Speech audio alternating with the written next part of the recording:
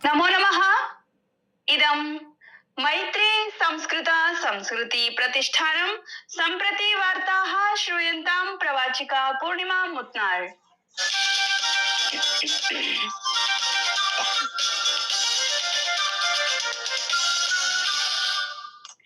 सार्वजनिक क्षेत्रस्य धनागाराणां सुदृढं प्रदर्शनं वित्तवर्षे 25-26 तमे अपि निरन्तरं प्रवृत्तम् आसीत्। तस्मिन् काले धनागारैः परिसम्पत्ति गुणवत्तायां संशोधनं कृत्वा अभिलेखीय लाभः अर्जितः। एतेषां धनागाराणां वित्तवर्षे 25-26 मध्ये 1.98 लक्षकोटिरूप्यकाणाम् अद्यावधि सर्वाधिक शुद्धलाभः अभिलेखितः। वित्तमन्त्रालयेन मंगलवासरे प्रकाशिते वक्तव्ये उक्तं यत् एतत् निरन्तरं चतुर्थं वर्षमस्ति यदा सर्वकारीय धनागाराः लाभस्थितौ सन्ति। मन्त्रालयस्य अनुसारं परिसम्पत्ति गुणवत्तायाः संशोधनं, ऋणस्य स्वस्थविस्तारः, आयवृद्धिश्च वित्तवर्षे 25-26 मध्ये सर्वकारीय धनागाराणां लाभप्रदायां योगदानं कृतवन्तः।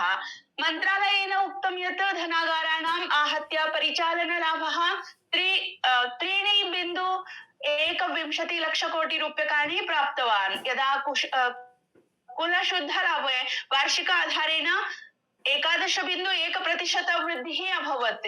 एषः ऐतिहासिकरूपेण 1.98 लक्षकोटिरूप्यकाणाम् उच्चस्तरं प्राप्तवान्। एवं सार्वजनिक क्षेत्रस्य धनागारेषु निरन्तरं चतुर्थवर्षे लाभप्रदा अभवत्। छत्तीसगढ़स्य उपमुख्यमंत्री अरुण सावोदिया मंगलवासरे एकं वक्तव्यं प्रकाशित्य उक्तवान् यत् प्रधानमंत्री नरेंद्र मोदी देशवासिनः वैश्विक परिस्थितीनां परिप्रेक्ष्ये पेट्रोल, डीजल, पेट्रोलियम पदार्थानां, रासायनिक उर्वरकाणां च उपयोगं न्यूनीकर्तुम् आग्रहं कृतवान्। तेन उक्तं यत् देशे यदा यदा कठिनपरिस्थितयः आगच्छन्ति तदा नागरिकाणां सहयोगेन एव तासां प्रभावी समाधानं सम्भवति। ऋषिकेशे राज्यपालः लेफ्टिनेंट जनरल गुरमीत सिंहः उक्तवान् यत् ट्रामा केयर, अंगदानं तथा परिचर्या सेवा केवलं चिकित्सा विज्ञानस्य विषयाः न सन्ति, अपि तु मानवतायाः रक्षणस्य त्रयः सशक्त स्तम्भाः सन्ति।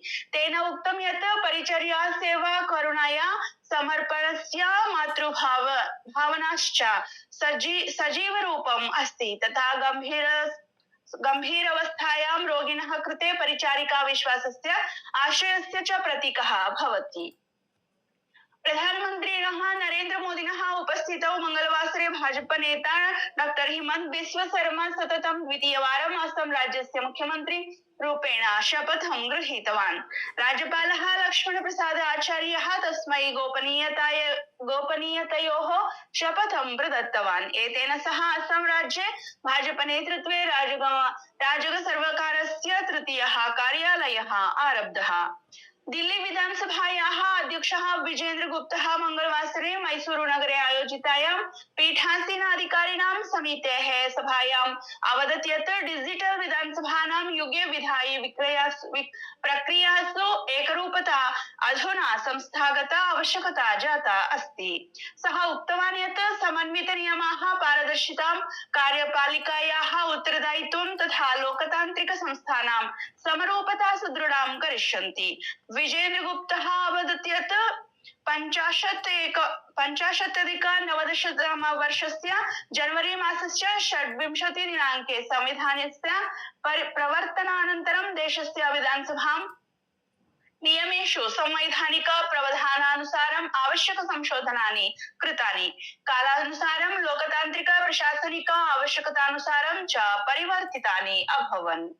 केंद्रीय संचार राज्य मंत्री डॉ चंद्रशेखर पेम्मासानी भारतीय डाक विभागस्य एपीटी 2.0 डिजिटल मंचस्य समीक्षां कुर्वन् अवदत् यत् एषा प्रणाली आधुनिक लॉजिस्टिक्स सेवानां च केन्द्ररूपेण परिवर्तिता अस्ति।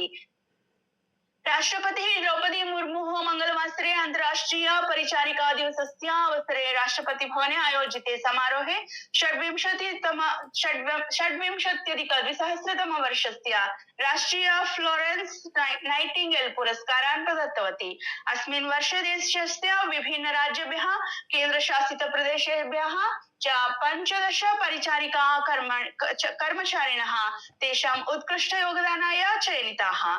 राष्ट्रपतिः अस्मिन् अवसरे अवदत् यत् परिचारिका कर्मचारिणः सेवायाः उच्चतममानदण्डानाम् उदाहरणं प्रस्तुवन्ति तथा गुणवत्तापूर्ण सेवां प्रदाने महत्वपूर्णां भूमिकां निर्वहन्ति। सा उक्तवती यत् स्वास्थ्यसेवा व्यावसायिकाः करुणया समर्पणेन च राष्ट्रस्य सेवां कुर्वन्ति तथा बहुषु अवसरेषु अत्यन्त चुनौतीपूर्ण परिस्थितिषु अपि रोगिणां परिचर्यां सुनिश्चितां कुर्वन्ति। दिल्ली राज्यस्य मुख्यमंत्री रेखा गुप्ता मंगलवासरे गुवाहाटी नगरे आयोजिते असम राज्यस्य नूतन सर्वकारस्य शपथग्रहण समारोहे सम्मिलिता। तया असमस्य मुख्यमंत्री हिमंत बिस्व शर्मा इत्यस्मै तथा मन्त्रिपदस्य शपथं गृहीतवन्तः। तस्य मन्त्रिमण्डलस्य सर्वे सहयोगिनः अभिनन्दिताः इति वार्ताः। धन्यवादाः।